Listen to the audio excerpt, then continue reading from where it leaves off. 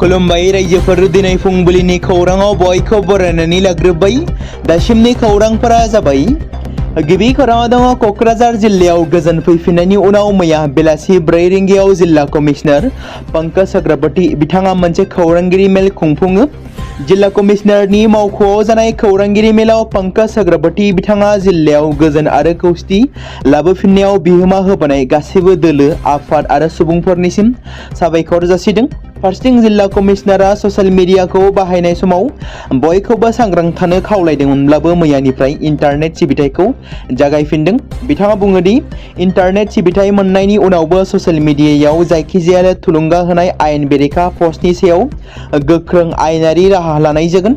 गुबुन फारसेथिं रिलिफ बादायाव थानाय सुबुंफोरा गाव गावनि न'आव फैफिनबाय आरो आद्रा थानाय सुबुंफोराबो थाबैनो फैफिनगोन होनना बिथाङा बुंबावो।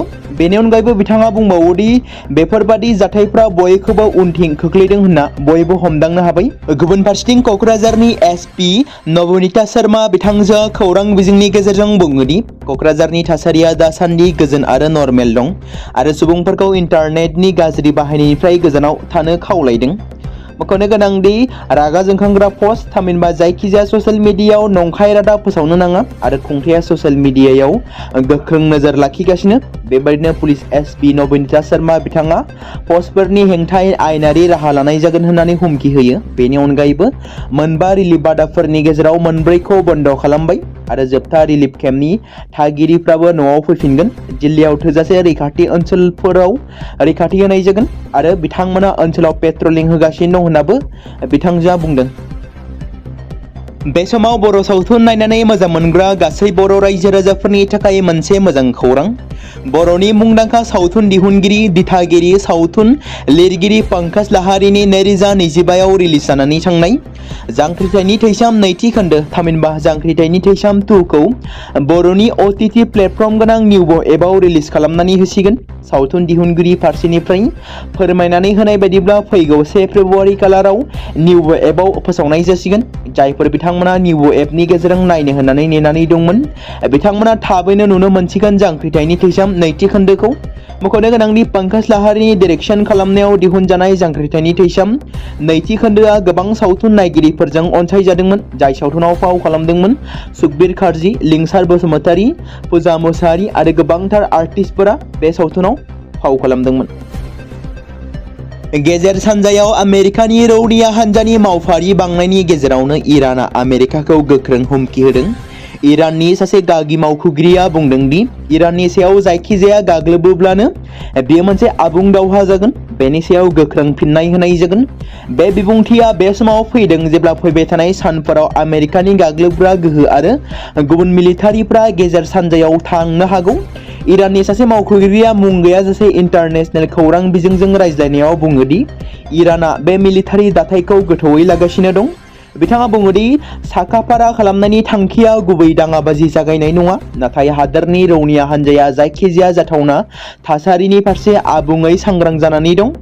राइटार्सनि मोनसे रिपर्टनि बायदिब्ला इराननि मावख'गिरिया रोखायै फोरमायदों दि बेबाराव जायखिजाया गाग्लोबनाय एबा सिमा गोनां सार्जिकेल एबा गुबुन बायदि इराना बेखौ गावनि हेंथायै आबुं दावहा सानगोन। बिथाङा बेखौबो बुङो दि बेबायदि थासारियाव इराना इयुननि थाखाय जेसेबां हायो बेनि थाखाय गोख्रों गोहोजों फिननाय होगोन।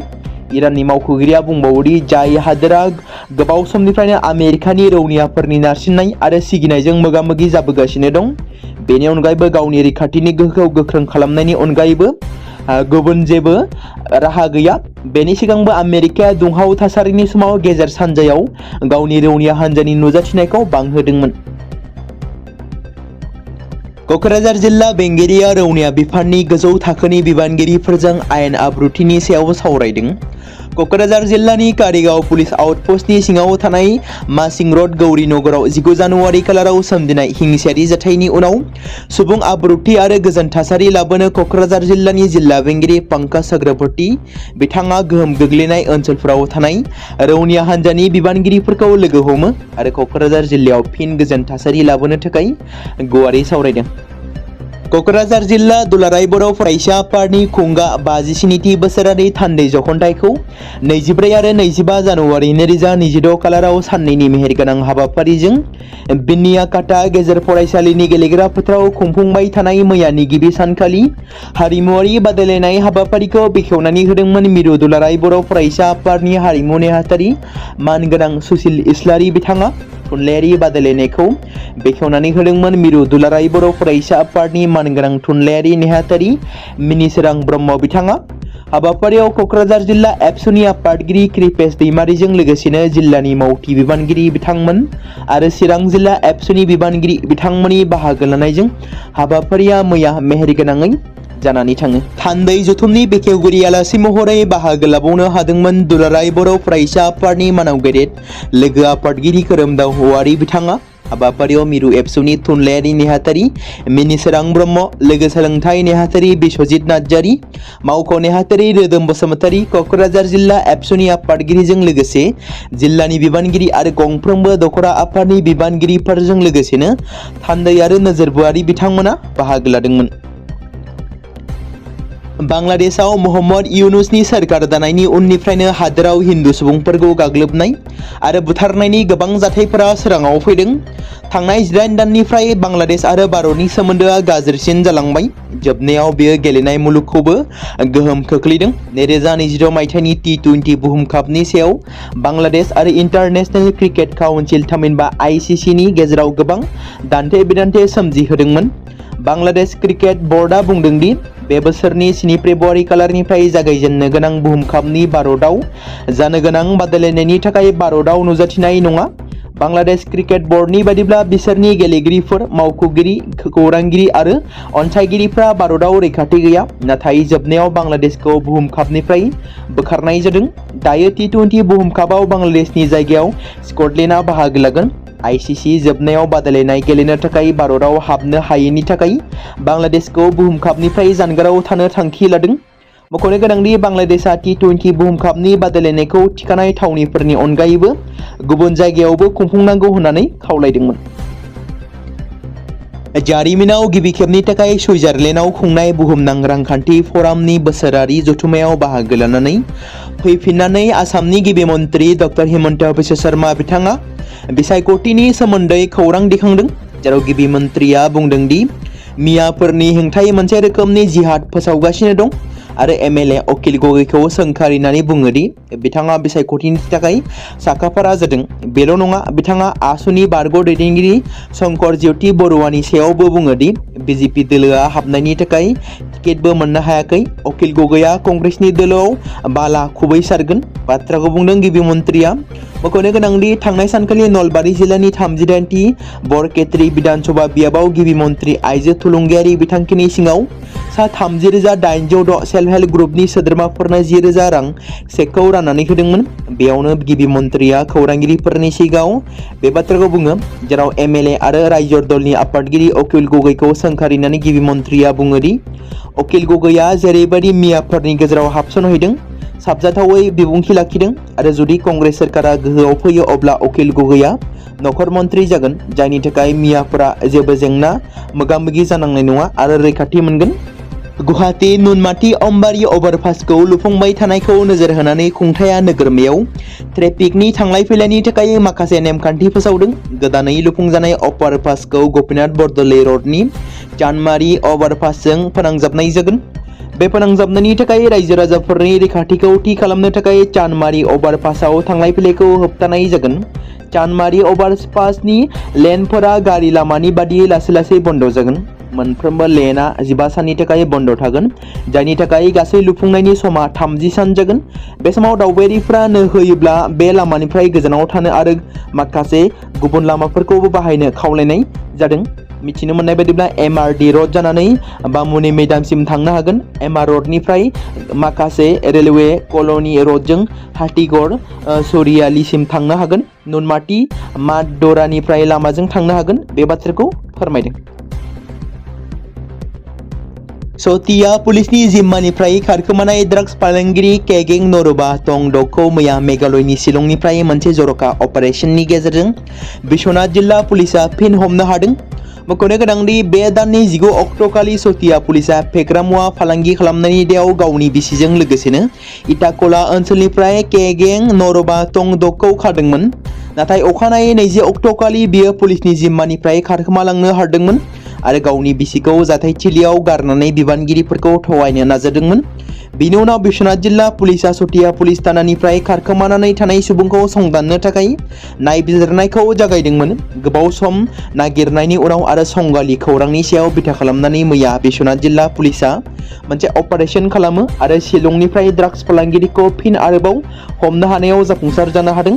पुलिसनि सुलुंनिफ्राय मिथिनो मोननाय बादिब्ला हमजानाय केगें नरबा टंडकआ अरुणाचल प्रदेशनि 3थि आइआरबिएननि सासे हावलदार आरो आइआरबिएननि सिजुसा केम्पआव दंमोन। बे जाथायनि गोथौथिखौ नोजोर होनानै नायबिजिरनायखौ गोख्रों खालामनाय जादों होननानै पुलिसा फोरमायदों।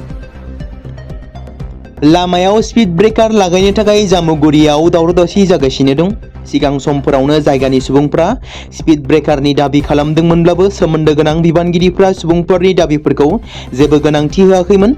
बेनिखायनो मैया रागा जोंखांनाय सुबुंफोरा हेंथा हाबाफारि लादों। सुबुंफोरा हुमखि होदों दि जुदि बिबानगिरिफ्रा स्पीड ब्रेकार लागाया बिसोर बांसिन महरनि हेंथा सोमावसारगोन होननानै दाबि दैखांदों। नदुवारनि पातलारसुक ओनसोलनि गामिफोरखौ फोनांजाबनाय लामायाव गले-गले जाब्रबथाय जानायनि जाहोनाव गोबां सुबुंफोरा जिउ गोमाबाय। थांनाय शुक्रबारखालि पातारलुसुक गामिखौ जामुगुरि हाजों फोनांजाबनाय लामायाव मोनसे जाब्रबथाय जादोंमोन, जायनि जाहोनाव रुतुलनाथ मुंनि सासे सुबुंनि जिउ खहा जादोंमोन। जायनि जाउनाव रोजा-रोजा गामियारिफ्रा मैया फुंबिलियाव गाहाय लामायाव आगान सुरनानै राजा लामाखौ होबथानानै गावसोरनि धरना होनायखौ दैदेनदों। सतियानिफ्राय साकिघाटसिम थांनाय बे लामायाव थांनाय दानसेनि गेजेरावनो लामा जाब्रबथायाव 30निबो बांसिन सुबुंफोरा जिउ गोमादों होनना फोरमायदों। बे बेलायाव जायगानि सासे सुबुङा बुंनाय बादिब्ला, मैयानिल' जाथाय नङा, बियो सिगांबो गोबां लामा जाब्रबथाय जाखांबाय। बे लामाखौ लुफुंनायनि उनाव साकिघाटनिफ्राय कुसुमतलासिम खमैबो 40 आरो 50 सुबुंफोरा जिउ गोमाबाय, जायनि जाहोनाव 30निबो बांसिन सुबुंनि जिउ खहा जानायखौ खौरां मोननाय जादों। सानी देओलनि बर्डार 2 सावथुना 23 जानुवारि खालि सिनेमा हलाव रिलिज जादोंमोन। अनुराग सिंहजों दिथा होजानाय बे सावथुनाव सानी देओल, वरुण धवन आरो दिलजीत दोसांझ बिथांमोना फाव खालामदोंमोन। जाय सावथुना एन्टी-पाकिस्तान 1971 मायथाइनि भारत-पाकिस्तान दावहाखौ लानानै, थामहिनबा भारत-पाकिस्तान दावहाखौ बिथा खालामनानै सावथुनखौ महर होनाय जादों। खौरां मोननाय बादिब्ला सानी देओलनि बर्डार 2 सावथुनखौ गल्फ हादोरफोराव रिलिज खालामनो होआखै, जेरै रणबीर सिंहनि बावैसो रिलिज जानानै थांनाय दुरंधरआबो बे एखे हादोरफोराव सावथुनखौ दिन्थिनो मोनैनि जेंनाजों मोगा-मोगि जानो गोनां जादोंमोन। बेबायदिनो फिन 2026 मायथाइनि बर्डार 2 सावथुना गल्फ हादोरफोराव रिलिज खालामनो थाखाय गनायथि मोनाखै। मख'नो गोनांदि सानी देओलनि बर्डार 2 सावथुना 23 जानुवारि खालाराव रिलिज जानायनिफ्राय लानानै साननैनि गेजेरावनो 100 करोड़नि बारा रां आरजिनो हादों बक्स अफिसाव। नाथाय 1971 मायथाइनि भारत-पाकिस्तान दावहानि सायाव बानायनाय बर्डार 2 खौ 23 जानुवारियाव भारतआव रिलिज खालामनायनि उनाव खौरां मोननाय बादिब्ला बे सावथुनखौ माखासे गल्फ हादोरफोराव रिलिज खालामाखै, थामहिनबा बेन खालामदों। खौरां मोनदों पाकिस्तान बेरेखा आखुनि थाखाय बाहरीन, कुवेत, ओमान, कातार, सऊदी आरबजों लोगोसे अमीरीतजों लोगोसे गोबांथार गल्फ हादोरफोराव बेन खालामदों होनना रिपर्टआव फोरमायदों। गुवाहाटी नोगोरमायाव फिन आरोबाव गिख्रंथाव लामा जाब्रबथाय जादों। जाब्रबथायाव सासे सिख्ला बेतकुसियाव गोख्रै खारथाय बाइकनि सौदावनायाव थैबाय। रैसुमै बर' मुंनि सासे लाइमोना मिथिनो मोनदों नोगोरमायाव थांनायावनो गिख्रंथाव लामा जाब्रबथायजों मोगा-मोगि जानायाव जाय गावनि जिउ खहा जायो होनना मिथि मोनदों। आथिखालाव ससियेल मिडियायाव एबा समाजारि बिजोङाव बायदिसिना बेरेखा सावगारि भिडिअ हगारनायनि सिगां 100 बार सानग्रो। आथिखालाव गोबां लाइमोनफ्रा समाजारि बिजोङाव नंखाय बाथ्रा फोसावनाय, सोरखौबा लानानै बाथ्रा बुंनायनिफ्राय जानगाराव थानायनि सोलायै ससियेल मिडियायाव हगारनानै होनायखौसो नुनो मोनो। बेनिखायनो गिबियावनो रायजो राजा नोंथांमोन ससियेल मिडियायाव आयेननि बेरेखा फोसावनायनिफ्राय जानगाराव थानांगोन। नाथाय बे खेबाव ससियेल मिडियायाव हगारनायनि दायाव सासे बारग' एनडिबिआ जोबथेसालियाव थाहैनो गोनां जादों। बर' हारिनि थाखाय दुखुनांथावबो होननानै बुंनांगोन। नाथाय फारसेथिं बयबो सांग्रां जानाया गोनांथि। नोंथांमोना ससियेल मिडिया एबा फेसबुक बाहायोब्ला बेनिफ्राय सांग्रां जा। मानो होननानै बुंब्ला नोंथांमोननि ससियेल मिडिया बाहायनाय एबा ससियेल मिडियायाव फोसावनायफोरखौ पुलिस बिफाना नोजोर होगासिनो दं। बे बाथ्राखौ मख'नो गोनांदि थांनाय 19 जानुवारि खालाराव कारिगावआव इनाय बर'खौ बुथारनाय जाथाय जादोंमोन आरो बे जाथाया हारियारि दावहानि महर लाहांनायखौ नुनो मोन्दोंमोन। बेनि गेजेरावनो गोबां ससियेल मिडिया बाहायगिरिफोरखौ क'क्राझार जिल्ला खुंथाय पुलिस आरो खुंथाय सोरखारा ससियेल मिडियायाव नंखाय भिडिअ' फट' फोसावनायनिफ्राय जानगाराव थानो खावलायनायखौबो नुनो मोननाय जादोंमोन, जायनि थाखाय चिरां आरो क'क्राझाराव इन्टारनेट सिबिथायखौ साननैसोनि थाखाय बन्द' खालामनाय जादोंमोन। बेनि गेजेरावनो एनडिबिनि बारग' दैदेनगिरि एनडिबि आफादनि सासे गोख्रों दैदेनगिरि बिरमोनलाङा पुलिसनि जेआव गोग्लैदों, जेराव गावनि ससियेल मिडिया एकाउन्टनि गेजेरजों मोनसे भिडिअ' लाइभ हगारनाय जादोंमोन। जाय भिडिअ' लाइभआव आइजें आइला सिखा रुवा माखासे हाथियारफोरखौ भिडिअ'नि गेजेरजों दिन्थिनायखौ नुनो मोन्दोंमोन। बेनि थाखाय बारग' एनडिबि बिरमोनलांखौ पुलिस बिफाना खानानै जेलाव दैथायहरबाय। मख'नो गोनांदि गोख्रों दैदेनगिरि बारग' एनडिबि बिरमोनलाङा भिडिअ'आव सिखा रुवा लानानै दिन्थिनायखौ पुलिस प्रशासना नोजोराव गोग्लैनानै बे समाव गुवाहाटीनिफ्राय फैनानै गुवाहाटी जोबथेसालियाव लानानै थांबाय होनना खौरां मोननाय जादों। नाथाय बे समाव दुखुनांथाव होननानैबो मख'नांगोन, समाजारि बिजोङाव गोबां सावथाल हारिनि सुबुंफोराबो बोरला लानानै माखासे आइजें आइलाफोरखौ लानानै बिथांमोना गोबां समफोरावनो गोबां फट' भिडिअ' फोसावनायखौ सोरखारा मानो नोजोर होआखै? बेयो मोनसे गेदेर सोंलु जानानै फैदों। कारिगाव जाथायाव बर'खौ खास्रि-बिस्रि दाय गैयै बर' लाइमोना गुबुन हारिनि थामहिनबा सावथाल सुबुंफोरनि आखायाव जिउ गोमानो गोनां जादोंमोन। बेनि उनाव समाजारि बिजोङाव गोबां बोरला थिर लानानै भिडिअ' फोसावनायफोरखौ नुनो मोननाय जादोंमोन। नाथाय सोरखारा बेनि सायाव मा थिरांथा लागोन, सोरखारा बेनि सायाव मा राहा लायो, बेखौ उननि समासो फोरमायसिगोन। सरस्वती फुजानि सानखालि गुवाहाटी सोहोराव मोनसे दुखुनांथाव लामा जाब्रबथाय जालाङो। नोगोरमानि काहिलिपारा ओनसोलनि 108 नि मोनसे दुखुनांथाव लामा जाब्रबथायाव सासे लाइमोननि जिउ खहा जायो। जिउ गोमानाय लाइमोनखौ 22 बोसोर बैसोनि लुना बारद'वास होनना सिनायथि मोननाय जादों, जाय नर्थ सालमारा बङाइगावनि थागिबिमोन। फारसेथिं बे जाब्रबथायाव देरगावनि थागिबि 24 बोसोर बैसोनि अच्युत बरुवा मुंनि सासे लाइमोना गोब्राबै जोखोम जादों। दासान्दि बिथांखौ गोब्राब हालोदाव जिएमसिएचनि आइसिइउआव फाहामथाय होगासिनो दं।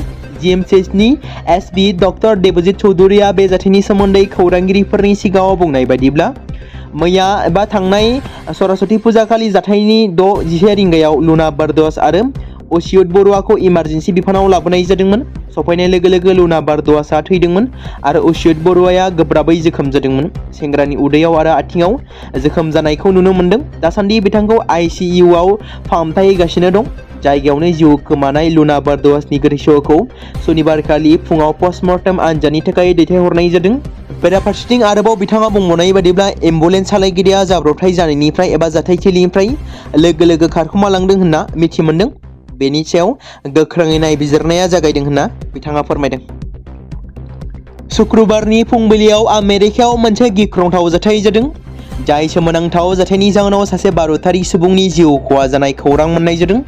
खौरां मोननाय बायदिब्ला आमेरिका हादोरनि जर्जियायाव जानाय मोनसे दुखुनांथाव नखरारि जाथायाव बिसि आरो गथ'जों लोगोसे 4 सुबुङा अबथिरायै जिउ गोमादों। मख'नो गोनांदि आटलान्टायाव थानाय इन्डियान मिशननि बायदिब्ला नखरनि नांज्लायनाया जर्जियानि लरेन्सभिलेनिफ्राय जागायजेनदोंमोन। उनाव फिसाया गुलि गावनायनि उनाव थासारिया दुंहाव जायो, जायनि जाउनाव बिसि आरो गथ'जों लोगोसे 4 सुबुङा गोब्राबै जोखोम जायो आरो उनाव जिउ खोमानो गोनां जायो होनना मिथि मोन्दों। बे समाव मोनसे गोनां फोसावथाय बर' सावथुन नायनानै मोजां मोनग्रा गासै बर' रायजो राजाफोरनि गेजेराव लानानै फैदों मोनसे बर'नि OTT प्लेटफर्म गोनां, जाय प्लेटफर्मनि गेजेरजों नोंथांमोना बर'नि गोदान सावथुनफोरखौ नुनो मोनगोन। थांनाय माखासे बोसोर सिगां बर'नि गेजेराव लानानै फैनाय निउबो एप बायदिनो फिन आरोबाव लानानै फैदों बर' रायजो राजाफोरनि थाखाय। बे बाथ्राखौ मख'नाया गोनांदि 2025 मायथाइनि जानुवारि दानाव ओंखारनाय आंगो स्ट्रिम मुंनि मोनसे OTT प्लेटफर्म गोनां निउबो एपनि गेजेरजों नोंथांमोना गोबांथार बर'नि सावथुनफोर जेरै ट्रेजेडि, रमान्टिक, एक्सन आरो कमेडिजों बुंफबनाय सावथुनफोरखौ नुनो मोनगोन। जेरै सनानि नखर, थांखि गैयै समाज, अनसुला आफा, हिर', बिमा बायदि बाजै, अर, थैसाम, वान्टेड, संदान आरो रं नाम्बार बायदि सावथुनफोरा मख'जाथाव। बेफोर सावथुनफोरखौ नायनो थाखाय नोंथांमोना गिबियावनो आंगो स्ट्रिम एपखौ गावनि मबाइलाव थानाय प्ले स्ट'रनिफ्राय डाउनल'ड खालामनानै लोगोसे इनस्टल खालामनानै गावनि मबाइल नाम्बारजों लग इन खालामनानै लाग्रोनांगोन। बेनि उनाव नोंथांमोना गोबांथार नुनो मोनै सावथुनफोरखौ गुगोल पे, फन पे आरो पेटिएमजों रं नाम्बार सावथुनखौ नायनो थाखाय 60 रां आरो संदान सावथुनखौ नायनो थाखाय 80 रां, वान्टेड सावथुनखौ नायनो थाखाय 60 रां, थैसाम सावथुनखौ नायनो थाखाय 60 रां बेबादिनो गोबांथार नुनो मोनै सावथुनफोरखौ नायनो थाखाय सुबिदा खालामनानै होदों आंगो स्ट्रिम प्लेटफर्मा। फिन नोंथांमोननि गेजेराव फोरमायबावनो लादों बर' सावथुन नायनानै मोजां मोनग्रा गासै बर' रायजो राजाफोरनि गेजेराव लानानै फैदों मोनसे बर'नि OTT प्लेटफर्म गोनां, जाय प्लेटफर्मनि गेजेरजों नोंथांमोना बर'नि नुनो मोनै सावथुनफोर जेराव गोदान गोजाम सावथुनफोरखौ नुनो मोनगोन। बे बाथ्राखौ मख'नाया गोनांदि 2025 मायथाइनि जानुवारि दानाव दिहुनजानाय आंगो स्ट्रिम मुंनि मोनसे OTT प्लेटफर्म गोनां एपनि गेजेरजों नोंथांमोना गोबांथार बर'नि ट्रेजेडि, रमान्टिक, एक्शन आरो कमेडिजों बुंफबनाय सावथुनफोरखौ नुनो मोनगोन। जेरै रं नाम्बार, संदान, वान्टेड, थैसाम, अर, बिमा बायदि बाजै, हिर', अनसुल आफा, थांखि गैयि समाज, सनानि नखर बायदि बायदि सावथुनफ्रा मख'जाथाव। बेफोर सावथुनफोरखौ नायनो थाखाय नोंथांमोना गिबियावनो आंगो स्ट्रिम एपखौ गावनि मबाइलाव थाखानाय प्ले स्ट'रनिफ्राय इनस्टल खालामनानै गावनि मबाइल नाम्बारजों लगइन खालामखांनायनि उनाव नोंथांमोना गोबांथार नुनो मोनै सावथुनफोरखौ गुगोल पे, फन पे आरो पेटिएमजों रं नाम्बार सावथुनखौ नायनो थाखाय 60 रां, संदान सावथुनखौ नायनो थाखाय 80 रां, वान्टेड सावथुनखौ नायनो थाखाय 60 रां, थैसाम सावथुनखौ नायनो थाखाय 60 रां बेफोरबायदिनो अर सावथुनखौ नायनो थाखाय 60 रां पे खालामनांगोन। बेबायदिनो गोबांथार नुनो मोनै बर' सावथुनफोरखौ नायनो थाखाय सुबिदा खालामनानै होदों आंगो स्ट्रिम प्लेटफर्मा।